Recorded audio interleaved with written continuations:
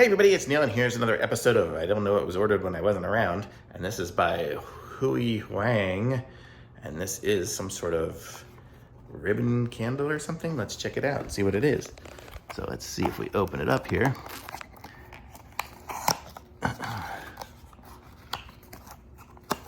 Oh, just a ribbon.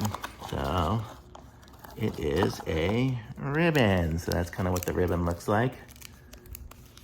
I don't know much about it. Let's see if I squeeze it down here. Yeah, just a little crumply ribbon, so kind of cute if you look at it, you see. So that's what it looks like. I mean, it looks like it's a pretty decent size. And what's it say on the back for here?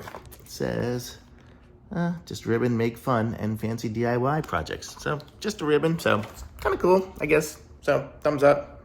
Links in the description. Like this video, subscribe to my channel, and I'll be back with some more reviews soon.